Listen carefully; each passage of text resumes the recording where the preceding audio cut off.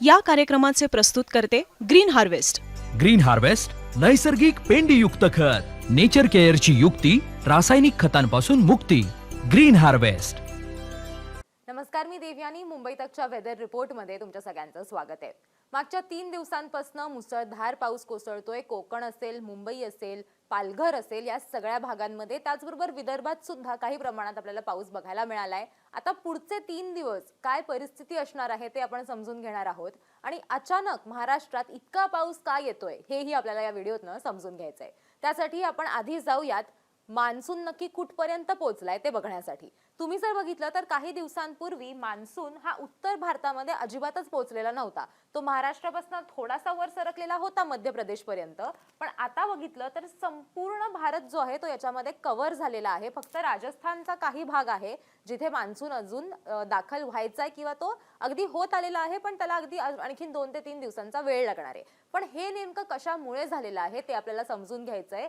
पण तुम्ही जर या मॅप मध्ये बघितलं तर अर्थात आपल्याला माहिती आहे की मान्सून जो आहे तो उशिराने दाखल झालेला होता. तो महाराष्ट्राच्या कोकण या भागामध्ये आलेला होता, मात्र त्याच्यानंतर तो पुढे सरकत नव्हता. पण आता जी सिच्युएशन तयार झालेली आहे त्यामुळे काय झालेलं आहे की मान्सूनला सुद्धा पुढे सरकण्यासाठी तो झपाट्यानं पुढे सरकू शकेल अशी एक परिस्थिती जी आहे ती आत्ताच्या सिच्युएशनमुळे निर्माण झालेली आहे. आता ते आपल्याला समजून घ्यायचंय पुढच्या सॅटेलाइट इमेज मधनं.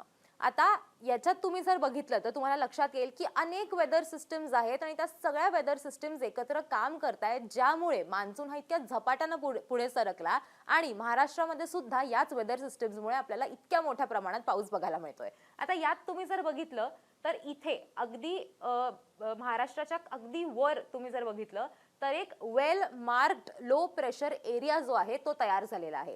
वेल मार्क्ड लो प्रेशर एरिया म्हणजे काय, तर एक कमी दाबाचं क्षेत्र तयार झालेलं आहे आणि त्याची तीव्रता ही प्रचंड वाढल्यामुळे त्याला वेल मार्क्ड लो प्रेशर एरिया असं म्हणायला सुरुवात झालेली आहे. अनेकदा काय होतं की ज्या वेळेला एक लो प्रेशर एरिया तयार झालेला असतो, म्हणजे कमी दाबाचं क्षेत्र तयार झालेलं असतं, त्याची जर तीव्रता ही 2 ते 3 दिवस किंवा अशा बऱ्याच कालावधीसाठी जर नाही राहिली तर ते विरून जातं आणि मग पुन्हा एकदा मॉइश्चर इन्कर्जनला म्हणजे आर्द्रता जी आहे ती तयार होण्यासाठी आणखीन एका आपल्याला वेदर सिस्टमची वाट बघावी लागते. पण आता आपण जर बघितलं तर याला वेल मार्क्ड लो प्रेशर एरिया असं म्हणण्यात आलेलं आहे, कारण त्याची तीव्रता ही कायम राहिलेली आहे का स्पेसिफिक कालावधीसाठी, आणि त्याच्यामुळे आपल्याला हे इथे बघायला मिळतंय. आता आणखीन काय वेदर सिस्टम्स आहेत तेही आपल्याला समजून घ्यायचंय. आता तुम्ही इथे जर बघितलं तर साधारण राजस्थानमधनं आपण खालच्या भागाला म्हणजे झारखंडच्या दिशेने आपण जर बघितलं तर एक कमी दाबाचा पट्टा जो आहे तो तयार झालेला आहे. त्याला काय म्हणतात तर त्याला एक ट्रफ असं म्हटलं जातं.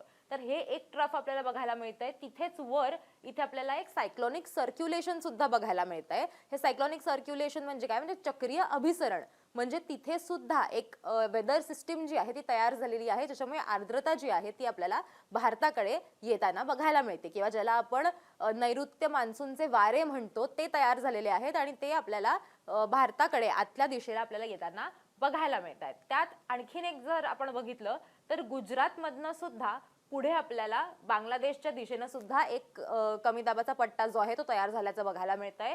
तेच आपल्याला गुजरातवरनं खाली म्हणजे संपूर्ण कोकण किनारपट्टी जी आहे तिथे सुद्धा एक कमी दाबाचा पट्टा तयार झालेला आहे. आता हे ज्या 4 सिस्टीम्स आपल्याला इथे दिसतात त्या का तयार झालेल्या आहेत, तर बंगालच्या उपसागरामध्ये मुळात आधी एक कमी दाबाचं क्षेत्र तयार झालं, त्यानंतर त्याची दिशा जी आहे ती आतल्या बाजूनी ते कमी दाबाचं क्षेत्र जे आहे ते सरकत गेलं आणि तसं झाल्यानंतर नॉर्थ वेस्ट डिरेक्शन ज्याला म्हणतात त्या दिशेनं ज्या वेळेला ते कमी दाबाचं क्षेत्र सरकायला लागलं त्यानंतर मान्सूनला पुढे सरकायला सुद्धा मदत झाली आणि त्याचबरोबर त्याचाच परिणाम आपल्याला महाराष्ट्रावरती सुद्धा होताना बघायला मिळाला. त्याच वेळेला अरबी समुद्रातनं सुद्धा पावसासाठी अनुकूल अशी परिस्थिती निर्माण झालेली होती. तिथे सुद्धा आपल्याला आपल्याला बघता येत होतं की जी आर्द्रता जी आहे ज्याला आपण मॉइश्चर म्हणतो ते तयार झालेलं होतं. जे वारे होते नैऋत्य वारे ते सुद्धा तिकडनं अरबी समुद्रातनं सुद्धा ते महाराष्ट्राच्या दिशेनं आपल्याला येताना बघायला मिळत होते आणि म्हणूनच दोन्ही बाजूनी एक अनुकूल परिस्थिती निर्माण झाल्यामुळे एक पोषक वातावरण तयार झाल्यामुळे आपल्याला महाराष्ट्रात आता इतक्या मोठ्या प्रमाणात पाऊस बघायला मिळतोय. आता पुढचे 3 दिवस नक्की कुठे कशा पद्धतीचा अलर्ट असणार आहे हे आपल्याला समजून घ्यायचंय आणि असाच पाऊस कंटिन्यू राहणार आहे का हेही आपल्याला या सगळ्यातनं बघायचंय. आता आपण मंगळवारसाठी जर बघितलं तर खरं तर 6 तारखेला असं सांगण्यात आलं होतं की मंगळवारी म्हणजे 7 तारखेला आपल्याला मुंबईमध्ये सुद्धा रेड अलर्ट देण्यात आलेला होता, कारण आपल्याला मागचे 2 दिवस आपण मुंबईमध्ये मुसळधार पाऊस बघितलेला आहे. 5 तारखेला तर 225 मिलीमीटर पाऊस जो आहे तो झालेला होता एकट्या 5 जुलैला. त्याच्यामुळे असं वाटत होतं की पुढे सुद्धा काही दिवस आपल्याला अशाच प्रकारचं वातावरण बघायला मिळेल. पण 6 तारखेला सकाळपासून फारसा पाऊस झालेला नाहीये आणि म्हणूनच हा अलर्ट जो आहे तो बदलून आता येलो अलर्ट जो आहे तो देण्यात आलेला आहे. आता मुंबईमध्ये पुन्हा एकदा काही प्रमाणात पाऊस जो आहे तो आपल्याला संध्याकाळच्या वेळेत बघायला मिळू शकतो. त्याचबरोबर पालघर, नाशिकमधला घाट परिसर, पुण्यातला घाट परिसर, रायगड, साताऱ्यातला घाट परिसर इथे सगळीकडे रेड आणि ऑरेंज अलर्ट देण्यात आलेला आहे. तसंच नाशिकला सुद्धा ऑरेंज अलर्ट आहे. इकडे ढगफुटी होईल असं म्हटलेलं होतं, पण तितक्या मोठ्या प्रमाणात पाऊस आपल्याला आता तरी बघायला मिळत नाहीये. पण तिथे सुद्धा चांगला मुसळधार पाऊस जो आहे तो पडेल अशी शक्यता वर्तवण्यात आलेली आहे. त्याच्यानंतर नंदुरबार असेल, बुलढाणा, अकोला, अमरावती इथे सुद्धा ऑरेंज अलर्ट देण्यात आलेला आहे. उर्वरित सगळीकडे म्हणजे रत्नागिरी असेल, सिंधुदुर्ग असेल, कोल्हापूर मधला परिसर असेल, मुंबई असेल, अहिल्यानगर, जळगाव, धुळे, वाशिम, वर्धा आणि नागपूर इथे सगळीकडे येलो अलर्ट देण्यात आलेला आहे 7 तारखेसाठीचा. आता 8 आणि 9 तारखेचे काय अंदाज आहेत तेही आपल्याला समजून घ्यायचे आहेत. 8 तारखेसाठी जर बघितलं तर पालघर, रायगड, रत्नागिरी, त्याचबरोबर कोल्हापूर मधला काही भाग, बुलढाणा, अकोला, अमरावती आणि वर्धा या भागाला येलो अलर्ट म्हणजे पिवळा रंग जो आहे तो देण्यात आलेला आहे. त्याचा अर्थ असा असतो की इथे मध्यम ते मुसळधार स्वरूपाचा पाऊस पडू शकेल, तयारी ठेवावी, सतर्क राहावं असं सांगण्यात आलेलं आहे. तेच आपण जर पुणे आणि साताऱ्याचा घाट परिसर बघितला तर इथे ऑरेंज अलर्ट देण्यात आलेला आहे आणि इथे मुसळधार पाऊस पडेल अशी शक्यता जी आहे ती वर्तवण्यात आलेली आहे. तसंच आपण जर नाशिक, पालघर, रायगड, रत्नागिरी, कोल्हापूर हे सगळे भाग बघितले तर इथे मात्र येलो अलर्ट आहे. उर्वरित महाराष्ट्रात कुठेही कुठलाही अलर्ट देण्यात आलेला नाहीये. या सगळ्या भागामध्ये आपल्याला पाऊस बघायला मिळेल याची शक्यता ही नाहीये सध्याच्या घडीला, किंवा मुसळधार पाऊस इथे पडेल अशी शक्यता नाहीये असं आपल्याला आता 8 तारखेसाठीचा जो अंदाज आहे तो हवामान खात्याकडनं वर्तवण्यात आलेला आहे. आता आपण 9 तारखेसाठी बघूयात. 9 तारखेला आपण जर बघितलं तर यवतमाळ, चंद्रपूर आणि गडचिरोली या 3 ठिकाणी आपल्याला विदर्भामध्ये येलो अलर्ट बघायला मिळतोय.